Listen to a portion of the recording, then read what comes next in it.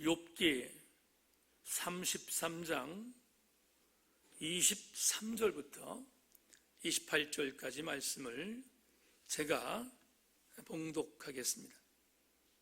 여러분들은 같이 마음으로 따라서 읽어주시기를 바랍니다. 제가 본문을 읽겠습니다. 만일 일천 천사 가운데 하나가 그 사람의 중보자로 함께 있어서 그의 정당함을 보일진대 하나님이 그 사람을 불쌍히 여기사 그를 건져서 구덩이에 내려가지 않게 하라. 내가 대속물을 얻었다 하시리라. 그런즉 그의 살이 청년보다 부드러워지며 젊음을 회복하리라. 그는 하나님께 기도함으로 하나님이 은혜를 베푸사 그로 말미암아 기뻐 외치며 하나님의 얼굴을 보게 하시고 사람에게 그의 공의를 회복시키시느니라. 그가 사람 앞에서 노래하여 이르기를 내가 범죄하여 옳은 것을 그르쳤으나 내게 무익하였구나. 하나님이 내 영혼을 건지사 구덩이에 내려가지 않게 하셨으니 내 생명이 빛을 보겠구나 하리라. 아멘, 아멘. 네, 여러분 주보를 참고해 주시기를 바랍니다. 우리가 오프라인 예배를 드리지 않기 때문에 조금 더 여러분들 집중해서 교회 소식을 잘 유념해 주시기를 바랍니다. 오늘이 3월 10일인데 지금 사순절 두 번째 주간을 보내고 있습니다. 주님의 고난을 더 깊이 묵상하는 그런 귀한 이번 주간 되기를 바랍니다. 돌아오는 주일날도 인터넷으로 가정 예배를 주일날 드리게 될 것 같습니다. 상황이 급격하게 변하지 않는 한 이번 주일도 지난 주일처럼 같이 인터넷 실시간 예배로 예배를 드리게 됩니다. 1부는 9시에 드리고 2부는 11시에 드리게 되는데 여러분들이 좋은 시간 잘 작정하셔서 주일 예배에 절대로 빠지지 않도록 최선을 다해 주실 수 있기를 부탁드립니다. 주간에 있는 오늘 같은 수예배는 마찬가지로 인터넷 예배로 예배를 드리고 그리고 상황이 호전되기 전까지 일체의 모든 교회의 소그룹 모임과 새벽 예배 이 모든 것들을 중단합니다. 바라기는 이 모든 것들이 빠른 속도로 회복되기를 간절한 마음으로 소망하지만 여러분들이 아마 더 많이 답답한 분도 계실 줄 압니다. 그럼에도 불구하고 최선을 다해서 함께 중보해 주셔서 오히려 이런 기회에 전화 이복을 함께 느끼는 그런 우리 교우들 되실 수 있기를 부탁하고 다음 주일 낮 예배는 2020 비전 주일도 예배를 겸하여서 드린다는 것 기억해 주시기를 바랍니다. 그리고 지난주에도 한번 하셨을 줄로 믿는데 이번 주일 15일 주일까지 한 번 더 우리 제천 지역에 있는 기초생활자들을 위한 마스크 구입의 지원 사역을 할 예정으로 있습니다.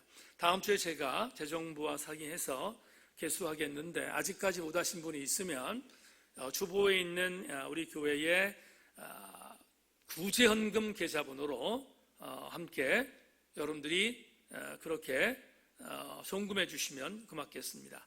기억해 주시기를 부탁하고요. 그리고 교회 청소는 사회적 거리두기에 맞추어서 시간 잘 조정하셔서 봉사해 주실 수 있기를 바랍니다. 이번 돌아오는 토요일 날 구교락 집사님과 오정재 원사님의 장남 태욱인 결혼식이 경남 진해에서 있습니다. 많은 분들이 함께 참여하지 못하겠지만 여러분들이 함께 격려해 주시고 또 함께 축하해 주실 수 있는 우리 교회 공동체가 되실 수 있기를 바랍니다. 김익희 성도님의 아들 준영재는 제대했고 김규순 집사님은 송악면의 작은 도서관을 개관했습니다. 위에서 기도해 주시기를 바랍니다. 네, 이제 우리 찬송 한 장 더 드리고 말씀을 함께 나누겠습니다. 찬송가 96장 하나님께 찬양 올리겠습니다. 96장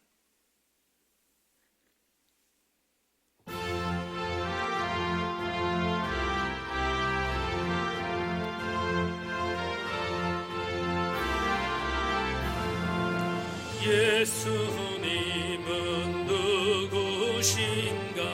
우는 자의 위로와 없는 자의 kum성이며 전한 자의 높음과 잡힌 자의 노인 되고 우리 기쁨 되시네. 예수님은 누구신가? 약한 자의 강함과 눈먼 자의 빛이시며 병든 자의 고침과 죽은 자의 부활되고 우리 생명 되시네. 예수님은 누구신가? 주한 자의 정함과 죽을 자의 생명이며 죄인들의 중보와 멸망자의 구원되고 우리 평화 되시네. 예수님은 누구신가? 온 교회의 머리와 온 세상의 구주시며 모든 왕의 왕이요 심판하신 주님 되고 우리 영광 되시네. 살아서 오늘도 우리 당신의 백성들을 아름답게 감찰하시는 하나님을 바라보며 오늘 하루의 삶도 또 지내왔습니다. 오늘 수요 저녁 예배를 맞이하여 하나님 예배자로 서서 이제 하나님께 예배하며 말씀을 듣겠는데 하나님 들리는 은혜가 임하게 하시고 경험되는 감동이 있게 하셔서 오늘 각 가정마다 하나님 뜨거운 주의 은혜가 임할 수 있는 그런 수요 저녁 실시간 예배가 되게 하여 주옵소서. 하나님의 긍휼이 그 어느 때보다도 필요한 시기를 보내고 있사오니 우리를 불쌍히 여겨 주시옵소서. 하나님의 은혜를 믿고 감사드리며 말씀 속에 역사하여 주실 줄로 믿고 예수 그리스도의 이름으로 간절히 기도하옵나이다. 아멘, 아멘. 네, 오늘 우리 교우들과 욥기서 72번째의 강의 설교의 제목으로 내 신념인가? 하나님을 향한 신앙인가? 라는 제목을 갖고 말씀의 은혜를 나누겠습니다. 여러분 모두가 있는 처소에서 말씀의 집중력을 갖고 잘 들으셔서 함께 은혜 받는 행복한 시간 되실 수 있기를 주의 이름으로 소망합니다. 먼저 디모데전서 2장 1절 말씀을 우리 교우들에게 읽어드림으로 설교를 시작하겠습니다. 그러므로 내가 첫째로 권하노니 모든 사람을 위하여 간구와 기도와 도구와 감사를 하되. 사도 바울은 양아들 디모데에게 그리고 동역자였던 디모데에게 목회자라면 모름지기 해야 할 네 가지의 가장 중요한 목양적인 당부를 디모데전서 2장 1절에서 분명히 밝히고 있습니다. 디모데전서라는 이 편지는 사도 바울이 에베소에서의 사역을 마치고 다른 곳으로 사역을 옮기는 어간 본인이 개척했던 에베소 교회를 디모데에게 위임을 했는데 디모데에게 목회를 위임하면서 당부했던 목회서신이라고 하는 제목을 갖고 있는 디모데전서에서 이렇게 중요했던 4가지 내용을 당부한 것입니다. 요즘 말로 좀 쉽게 설명한다면 이런 의미가 될 것입니다. 사도 바울은 에베소 교회 1대 담임 목사였습니다. 그런데 1대 담임 목사였던 에베소 교회 1대 담임 목사였던 사도 바울이 2대 담임 목사를 세웠다는 거예요. 근데 이 2대 담임 목사를 바로 디모데로 정한 것입니다. 문제는 디모데는 대단히 젊은 목회자였다는 점입니다. 젊은 목회자이다 보니까 어떤 경우에는 좌충우돌할 수 있고요. 어떤 경우에는 젊은 혈기를 갖고 목회를 망칠 수도 있는 것을 사도 바울이 알았기 때문에 그가 디모데전서라는 이 목회서신을 쓰면서 중요했던, 그런데 굉장히 기본적인 것으로 해석할 수 있는 내용들을 이 디모데전서에서 쭉 열거하고 있습니다. 조금 전에 읽었던 디모데전서 2장 1절에서는 어떤 의미로 바라보면 목회자에게 있어서 가장 중요한 어떤 목회의 본질, 그 내용들을 제시하고 있는데 4가지를 말하죠. 첫째, 간구하라. 둘째, 기도하라. 셋째, 도구하라. 넷째, 감사하라. 라고 하는 4가지의 내용을 전하고 있습니다. 그런데 우리가 앞에 3가지만 살펴본다면 간구와 기도와 도구라는 말은 어떤 의미로 바라보면 다 비슷한 단어처럼 여겨지는 그런 경우들이 있습니다. 초대 교부신학자 가운데서 오리겐이라는 교부신학자가 있습니다. 그런데 이 오리게네스라고도 하는데 이 오리겐이 앞에 사도 바울이 디모데에게 말했던 이 3가지 간구와 기도와 도구를 조금 아주 구체적으로 분석한 글이 하나 있습니다. 제가 오늘 그 글을 우리 교우들에게 소개하겠는데, 오리게네스는 오늘 바울이 말한 이 3가지를 이렇게 구분했습니다. 첫째, 간구는 개인적인 필요에 따라서 도움을 구하는 정직한 기도다, 이렇게 말을 합니다. 둘째, 기도하라 했을 때 기도는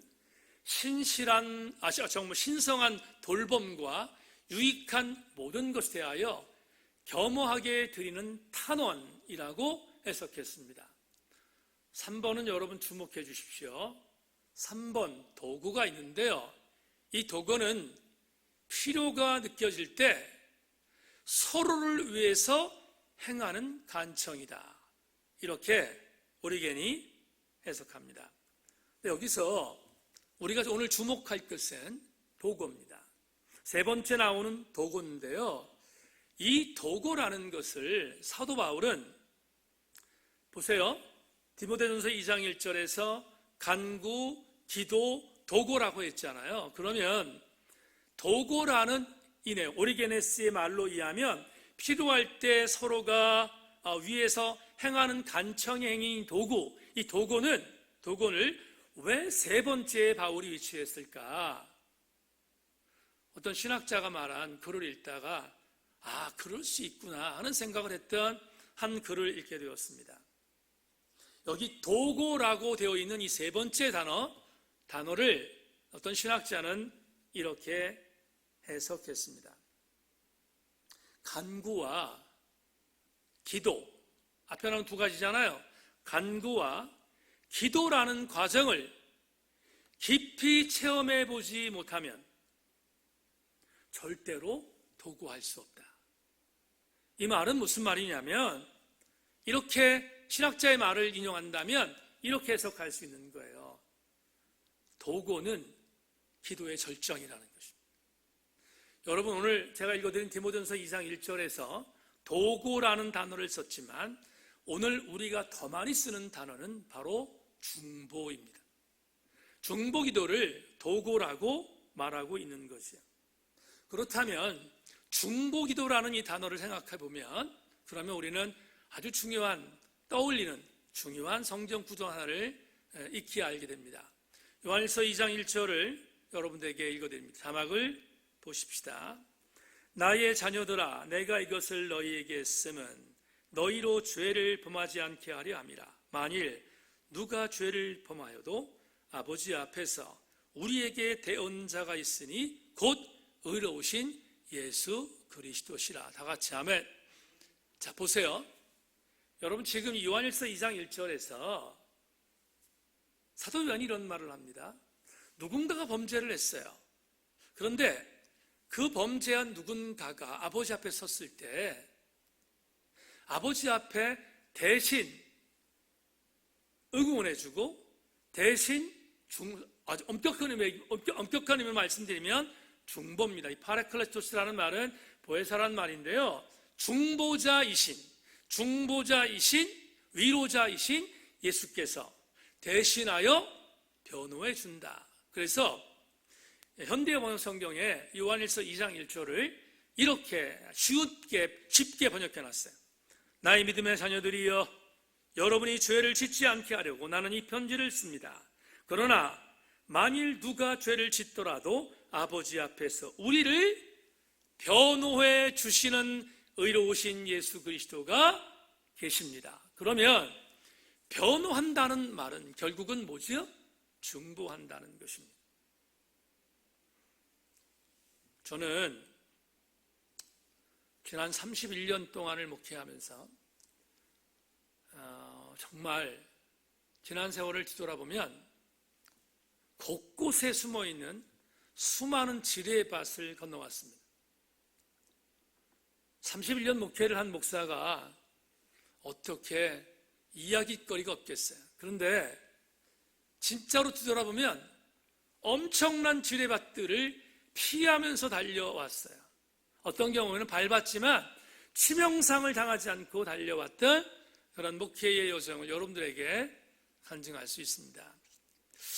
그런데 군대 갔다 오신 분 알겠습니다만은 지뢰를 밟으면 적어도 사망이잖아요. 사망인데 저는 지난 31년 동안 수많은 지뢰밭을 스쳐 지나가며 밟으며 돌아왔음에도 불구하고 치명상을 당하지 않고 여기까지 올 수 있었던 그 이유가 뭘까? 되돌아보면 소천에서 하나님 나라에 안식하고 계시는 장모님과 어머님의 기도가 있었어요. 특별히 장모님은 언젠가 한번 저한테 이런 말씀을 하신 적이 있어요.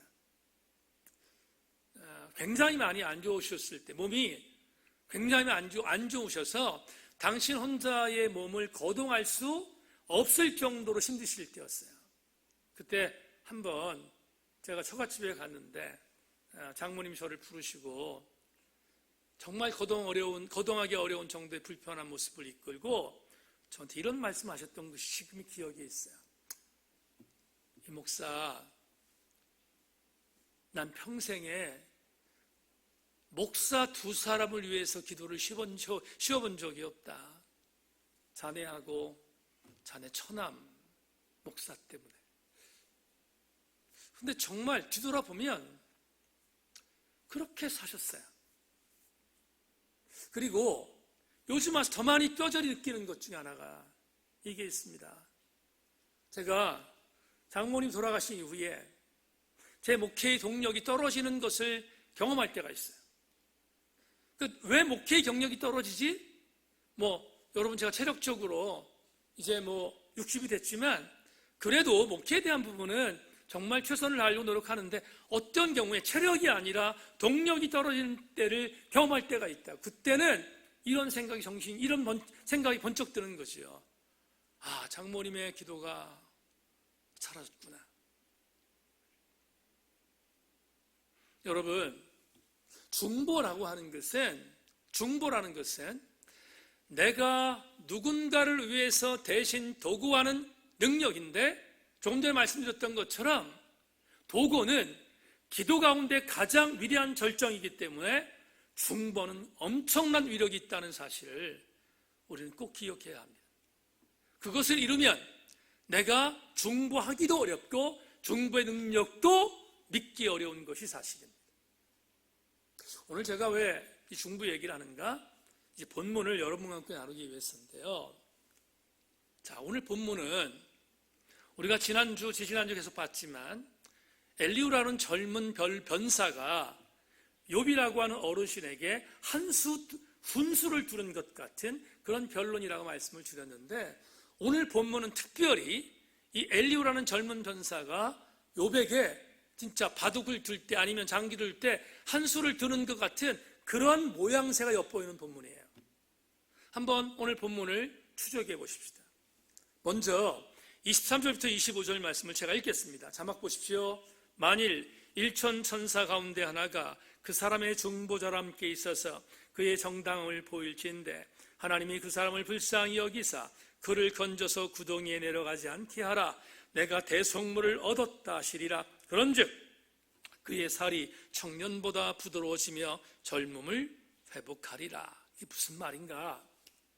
엘리후라고 하는 젊은 변사가 욥에게 한마디 건네는 거잖아요. 지금 훈수 두는 거예요. 근데 어떻게 훈수를 두었냐면 이렇게 훈수를 둬요. 욥에게 이렇게 말하는 거예요. 어르신, 어떤 사람이 구덩이에 빠졌습니다. 그리고 구덩이에 빠져서 고통을 당하고 있습니다. 그런데 하나님은 그렇게 고통을 당하는 자를 절대로 외면하지 아니하고 오늘 본문에 보면 1000명의 천사들 가운데 한 명의 천사를 택해서 그에게 보낼 거예요. 보냅니다. 보낸 뒤에 그를 구덩이에서 건져낸다는 거예요. 구덩이에서 건져내요. 그런 뒤에 이렇게 표현한다는 것입니다. 대속물을 얻었다. 대속물을 얻었다. 내가 대속물을 얻었다. 그런즉 고통당하는 그의 살이 청년보다 더 부드러워지며 젊음을 회복하게 될 것이라고 선포하고 있습니다. 그런데 여기서 말하는 구덩이에 빠진 자가 누구일까? 아마도 은유이겠지만 당연히 엘리후는 욥을 향해서 말한 거니까 욥이라고 해석해도 큰 무리가 없을 것 같습니다. 분명히 고통당하는 누군가에게 와서 구덩이에서 건져낸 그 천사, 큰 천사가 그를 건져냈습니다. 건져냈는데, 그런데 건져냈던 그 천사의 행위, 그 행위는 과연 뭘까? 그 행위는 뭘까? 26절을 보십시다. 26절에 보면 이런 말씀이 있습니다. 그는 하나님께 기도함으로 하나님이 은혜를 베푸사 그로 말미암아 기뻐 외치며 하나님의 얼굴을 보게 하시고 사람에게 그의 공의를 회복시키시느니라. 그러면 천사가 행한 행위가 뭡니까? 하나님께 기도했다고 했습니다. 하나님께 간절히 기도했습니다. 기도한 결과 구덩이에 빠진 사람을 건져냈다고 이렇게 오늘 욥기서에 기록되어 있습니다. 엘리후의 이 말을 한번 여러분 주목해 보십시다. 하나님께 기도했다. 하나님께 간구했다. 천사가 이 고통당한 자를 구덩이에서 건져나기 위하여 하나님께 기도했다 했을 때 기도라는 히브리어 아타르는 조금 전에 말씀드렸던 중보입니다. 그냥 기도가 아니라 중보입니다. 여기 나오는 하나님께 기도함으로 라고 하는 27절에 있는 이 단어의 아타르가 바로 중보를 의미하는 단어입니다.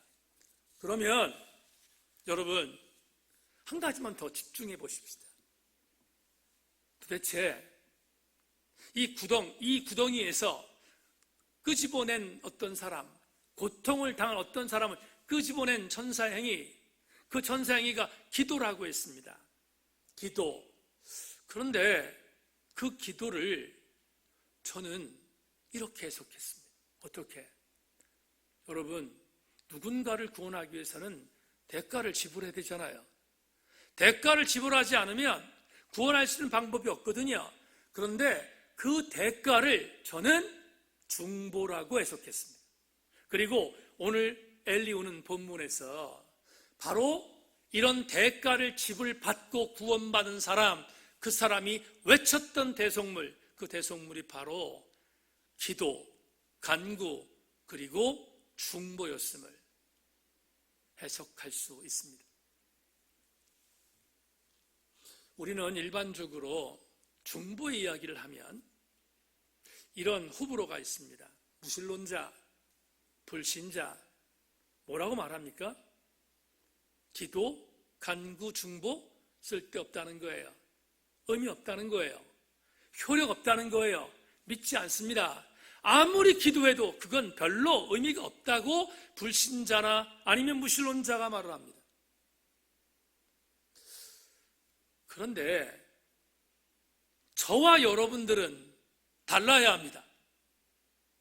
무신론자나 아니면 불신자나 아니면 교회 안에 있는 무신론자까지 포함하여 중보에 대한 부분에 있어서의 위력이 그렇게 큰 효과가 없다고 아무리 떠벌리고 아무리 표양거린다 할지라도 오늘 예배를 드리는 저와 여러분들은 중보의 위력에 대한 부분을 믿어야 합니다.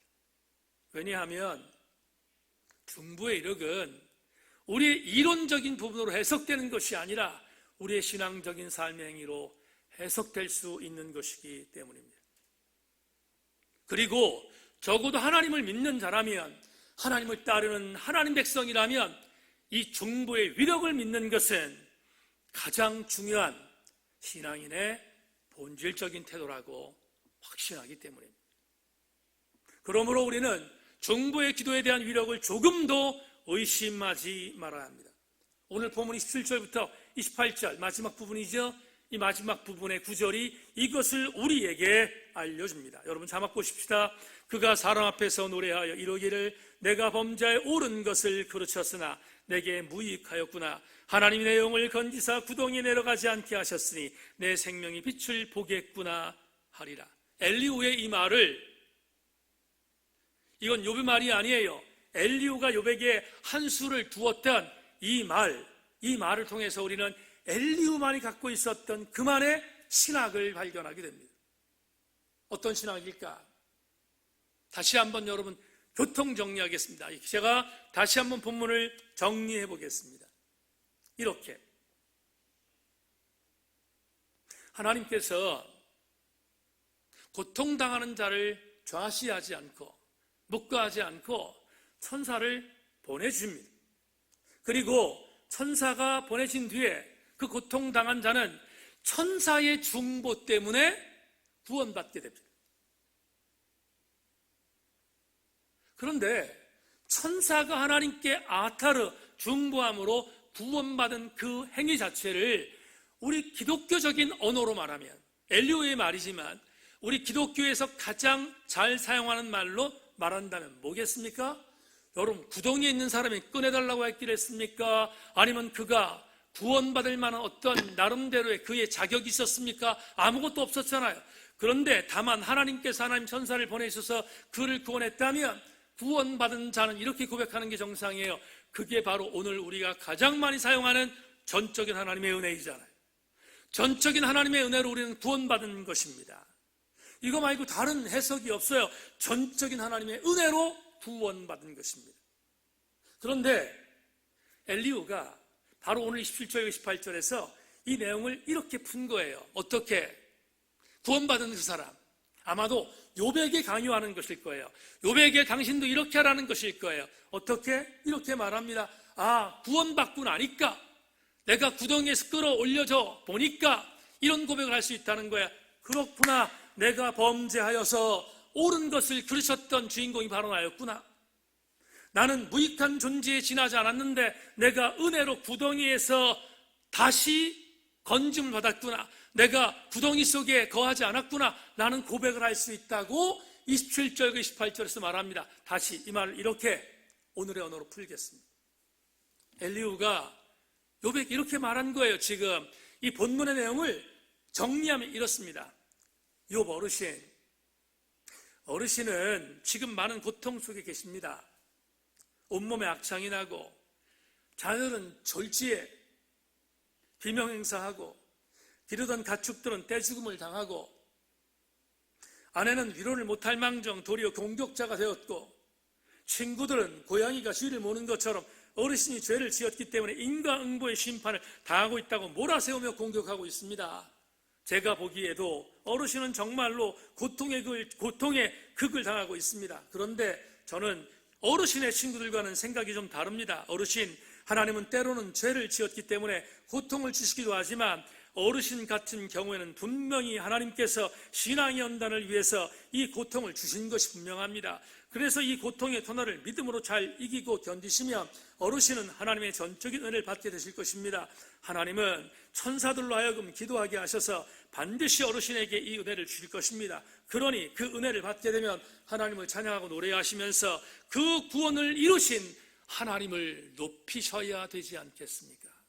그게 오늘 본문을 오늘의 언어로 총정리한 것입니다. 자, 여기까지가 오늘 욥기 33장 23절부터 28절까지의 본문입니다. 자, 여러분, 엘리후의 말을 다 들어보셨습니다. 더더군다나 오늘의 언어로 가장 쉬운 말로 여러분들에게 담임 목사가 풀어서 전해드렸습니다. 질문하겠습니다. 어떻습니까? 욥을 향하여 엘리후가 던진 훈수, 나쁜 말일 수 있겠죠. 비아냥거리는 말일 수 있겠지만 조금 긍정적으로 말합시다.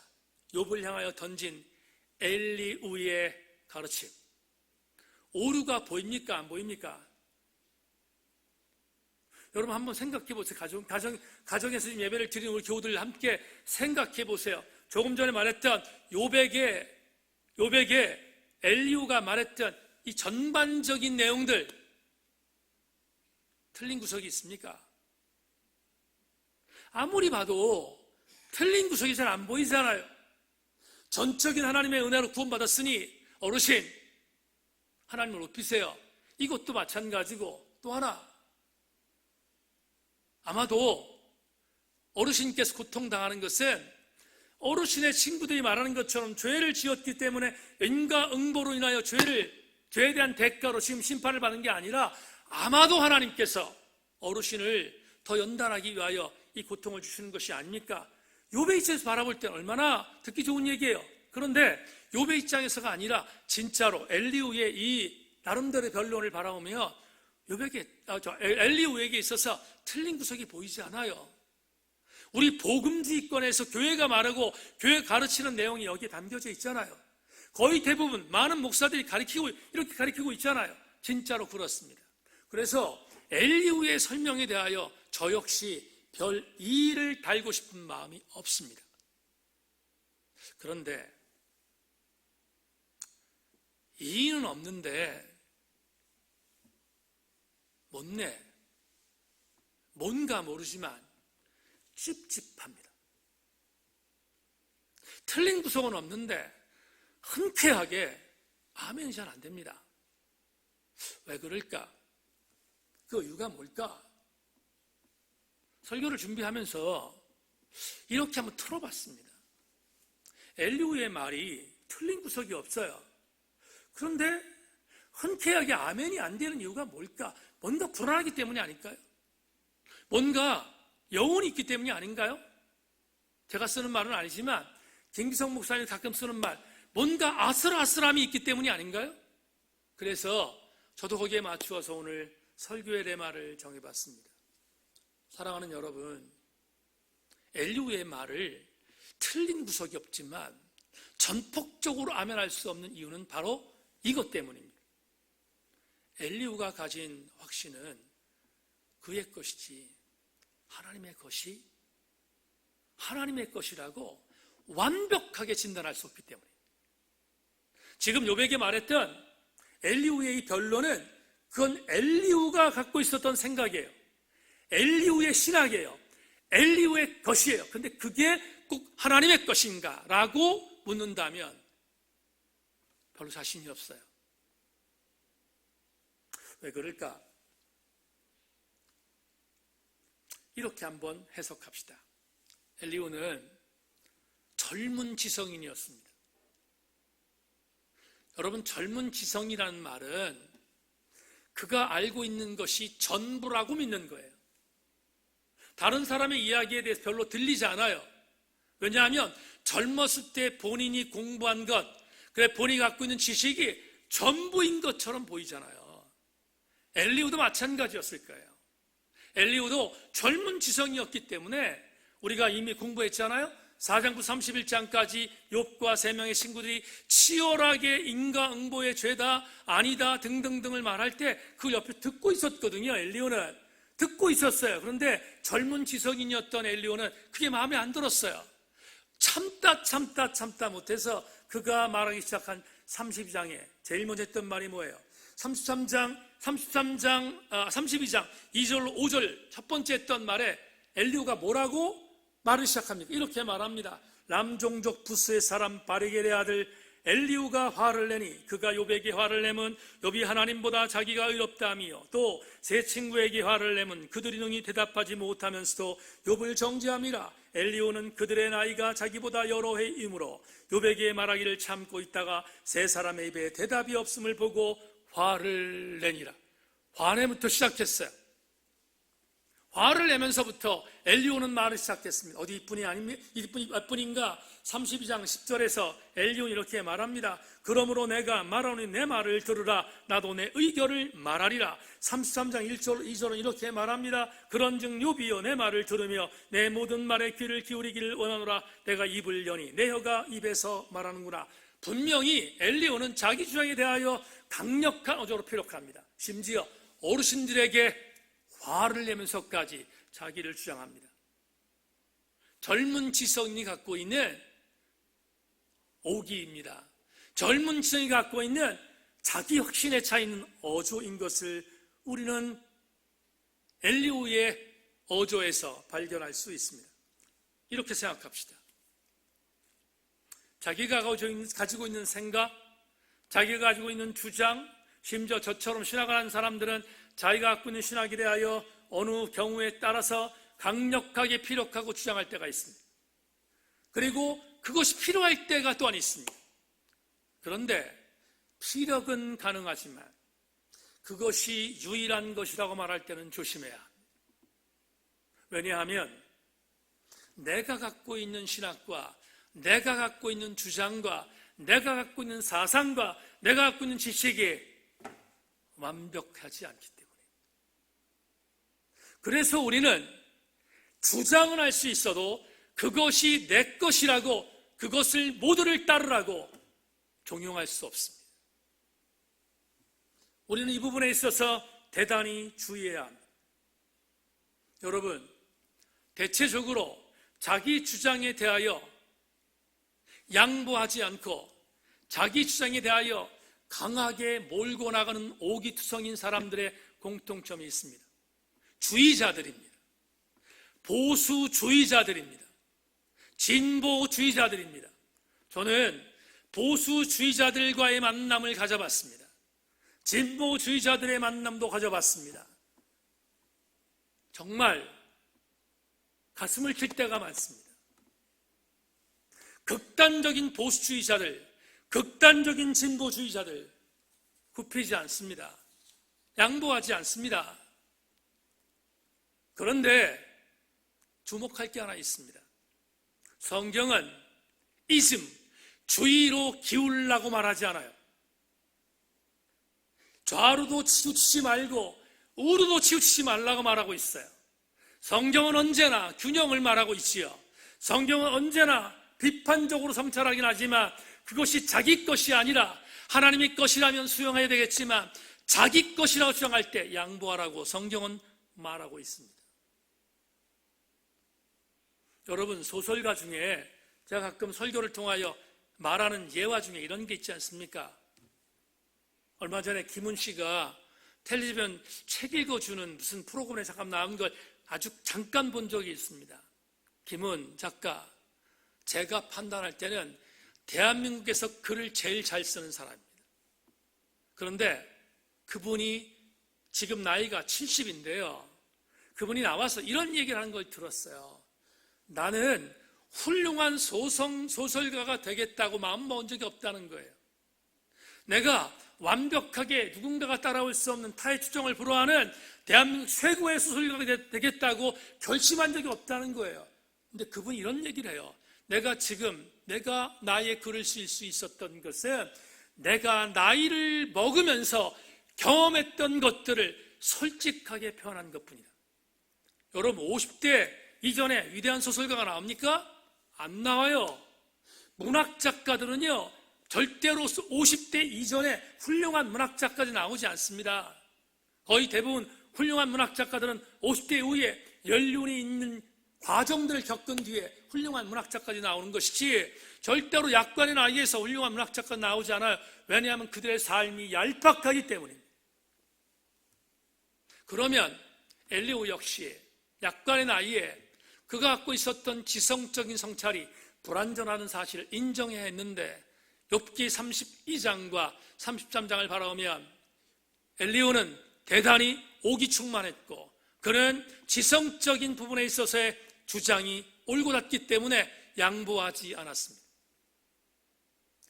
사랑하는 교우 여러분, 내가 확신하는 것이 두터우면 두터울수록 하나님 앞에 더 많이 자제해야 하며 내가 갖고 있는 지성이 올라가면 올라갈수록 하나님 앞에 더 많이 겸손해야 하며 더 많이 나를 성찰한 뒤에 말해야 합니다. 제가 오늘 글을 하나 썼는데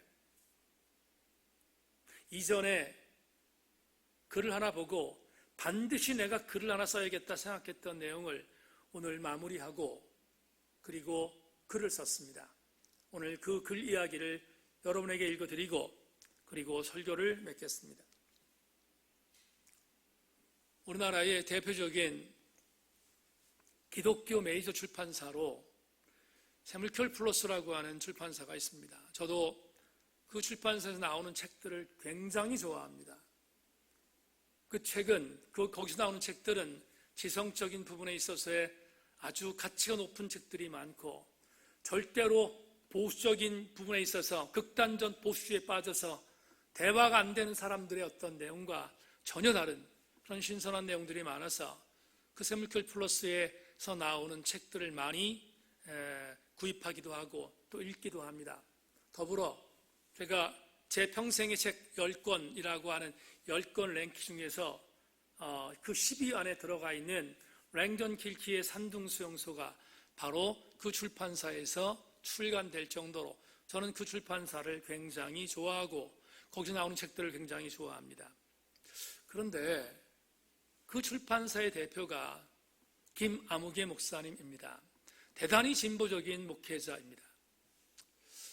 그런데 그 김아무개 목사가 이 코로나 사태의 즈음에서 주일날 예배를 드리는 것과 주일날 예배를 드리지 않는 것이 어떤 게 좋은가에 대하여 설왕설래하는 내용에 대한 글을 그가 자기의 SNS에 썼습니다. 글을 읽다가 김아무개 목사는 제가 나름대로 인정하는 진보적인 목회자군에 속하는 사람인데 그의 글을 읽다가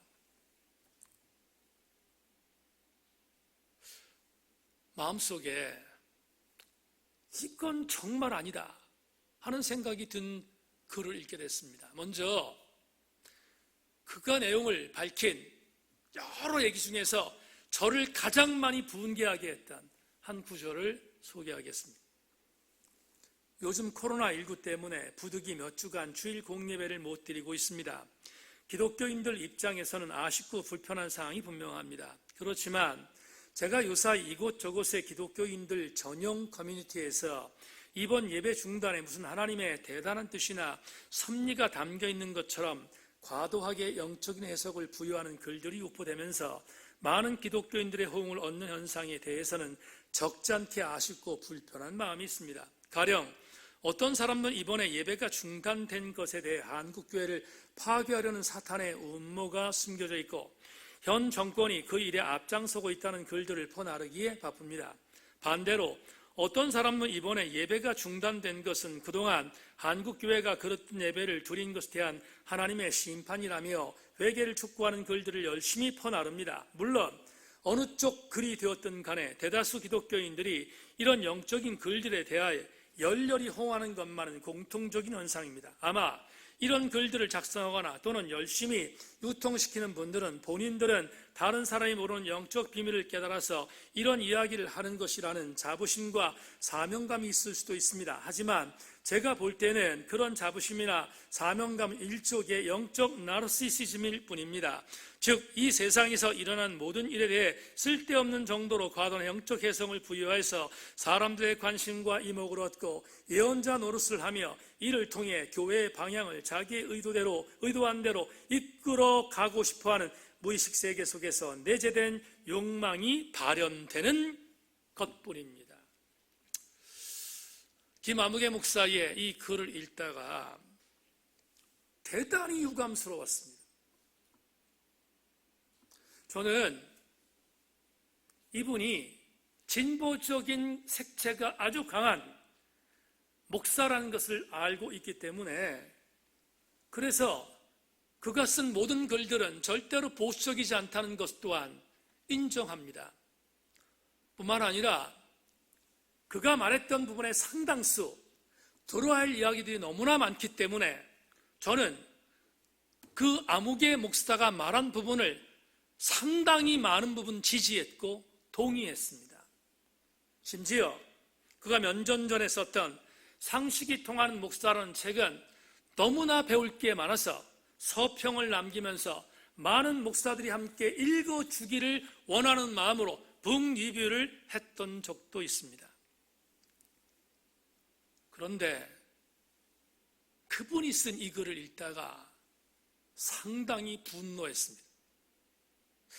그리고 그분에 대한 이론에 대하여 이렇게 반론을 적어보았습니다. 코로나19 사태를 통하여 사회에 임하는 일반적인 모든 충격에 대해서 엄청난 타격을 받고 있는 것은 정치, 문화, 경제, 종교할 것 없이 모든 부분을 총망라하고 있습니다. 그런데 정치, 경제, 문화, 사회 여기에 대한 충격은 저의 전문이 아니기 때문에 차치해야 합니다. 저는 김아무개 목사님이 말했던 한 부분, 특별히 교회에 대한 부분에 대한 것을 말했기에 이 부분을 반론하고자 합니다. 지금 저를 비롯한 수많은 목사들이 당하고 있는 쇼크는 예배 충격입니다. 제 개인적인 신뢰를 들더라도 부인할 수 없습니다. 목회 31년 동안 한 번도 경험해보지 못했던 예배 중단이란 초유한 사태를 경험한 이후부터 저 역시 적지 않은 충격과 멘붕에 빠져 있는 것이 사실이고, 또 이 사태가 어디까지 갈 것인가에 대하여 굉장히 많이 염려하고 있습니다. 그리고 저에게 임하는 데미지는 이 멘붕의 모습에 대한 부분을 해결할 수 있는 별 방도가 없다는 것입니다. 그런데 김아무개 목사가 말한 예배 사태에 대한 두 가지의 분석. 첫째, 예배가 중단된 것에 대한 한국교회를 파괴하는 사단의 음모가 숨겨져 있다고 해석했던 보수적인 목사들에 대한 평가, 첫 번째와 두 번째, 이번 예배가 중단된 것은 그동안 한국교회가 그릇된 예배를 드린 것에 대한 하나님의 심판이라며 회개를 촉구하는 다분히 중도적인 입장을 취하는 목사들에 대한 평가, 두 가지 평가에 대하여 동일하게 그가 내린 이 대목을 정말로 분노하는 마음으로 받았습니다. 어떤 것이 되든 상관없이 이 모든 것들은 목사들의 영적인 나르시시즘에 불과하다. 정말 그런가? 1%도 동의할 수 없습니다. 지금 여기 서 있는 세인교회 담임 목사는 영적인 나르시시즘에 빠져 있지 않습니다. 제가 지금 여기에 서서 지금 여러분들에게 이 설교를 행하면서 가장 가슴 아픈 것은 예배를 못 드리게 된 사회적인 구도, 예배를 드리면 수많은 사람들에게 비난을 받을 것에 대한 두려움, 1도 걱정하지 않습니다. 그러면 이 목사가 정말로 불편하고 힘든 것은 무엇인가 하면 이것입니다. 예배를 드릴 때 성도들이 혹여나 모를 건강에 대한 불편함을 경험할 것을 미연에 방지한다는 이 한 가지 이유와 더불어 이 한 가지 이유 때문에 예배를 드리고 싶어도 드릴 수 없도록 만들어 온 저 때문에 너무나 힘이 듭니다. 또 한 가지, 제가 정말 주목하는 것은 진보주의자나 아니면 중도적인 입장인 자들이나 말도 안 통하는 수구적인 보수적인 입장에 있는 목사들의 영적인 나르시즘 때문에 힘들어하는 것이 아니라, 제가 정말로 힘들어하는 것은 인터넷의 인자도 모르며 방송의 방조도 모르며 단지 예배가 목숨이었던 그들이 예배를 드릴 수 없도록 되어진 이 기가 막힌 현상에 대하여 가슴 아파하는 통곡입니다. 저는 나르시즘에 빠진 목사가 아닙니다. 그가 말했던 것처럼 어떤 것이 됐든 간에 정말로 혹평을 했던 것처럼 기가 막힌 혹평처럼 내 속에 잠재되어 있는 나를 인정해달라고 하는 나름대로의 욕망의 발이라고 말하는 그 정말로 기가 막힌 발언에 대하여 얼마나 분노했는지 모릅니다. 다시 한번 이렇게 말씀드립니다. 오늘 코로나 사태를 통하여 이강동 목사를 비롯한 웬만한 교회의 상식적인 건강한 신앙을 한 모든 목회자가 갖고 있는 아픔은 예배가 생명이었고 예배가 본인들의 삶이었고 성도의 교제는 하늘나라의 아름다운 천국의 모형이었다는 것, 그리고 예배 이외에 어떤 것도 생각해 볼 수 없었던 수많은 하나님 백성들의 예배를 빼앗아 버린 것에 대한, 그래서 내 마음이 터져나가는 뼈가 녹는 아픔, 그 아픔 때문에 지금 여기 있는 담임 목사는 힘들고 웬만한 목회자는 힘이 든 것입니다. 그들은 절대로 영적인 나르시시즘에 빠져 있기 때문에 아파하는 것이 아닙니다. 적어도 건강한 목회자는 뼈를 깎는 아픔을 지금 다 하고 있습니다. 그 이유는 김아무개 목사가 말했던 영적 나르시즘에 대한 자기 만족을 채우지 못해서가 아니라 단 한 명의 영혼의 아픔 때문에 그렇습니다. 오늘도 그 영혼을 붙들고 울고 있는 것이 현장 목사입니다. 지성적 성찰을 행한다고 취사선택하여 문서선교의 가장 질 높은 것만 받아들이는 목사는 절대로 할 수 없는, 절대로 범접할 수 없는 현장 목회자만이 갖고 있는 아픔입니다.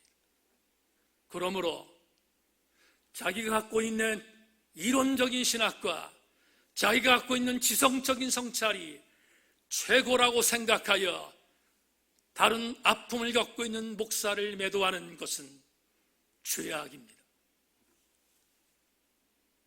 사랑하는 성도 여러분, 새인교회 목사는 오늘도 예배를 드리고 싶으나 드리지 못하는 성도를 안고 아무도 없는 새벽에 울고 기도하고 있습니다.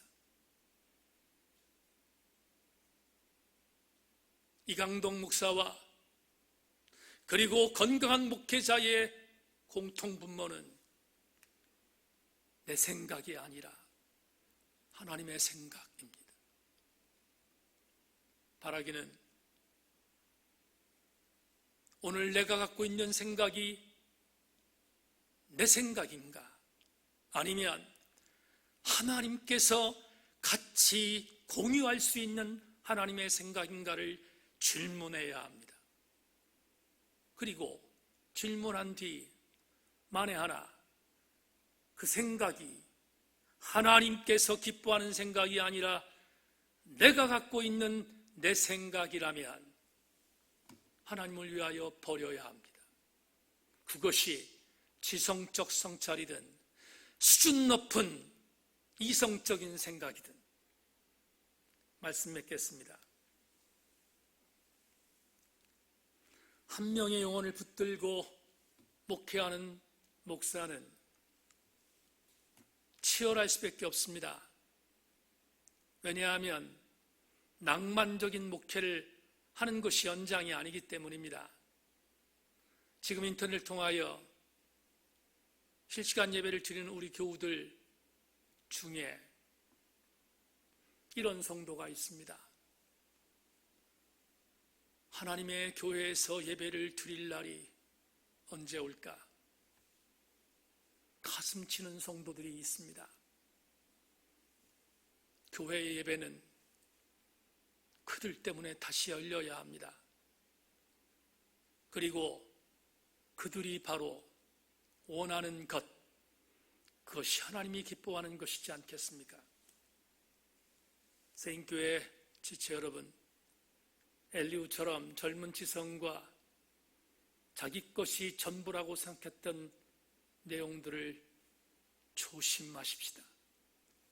하나님의 것을 물어보고 또 물어보고 또 물어봐 하나님이 기뻐하는 것들을 위하여 함께 달려가는 우리 세인교회 성도들 다 되기를 주의 이름으로 축원합니다. 하나님, 주의 말씀을 함께 나누었습니다.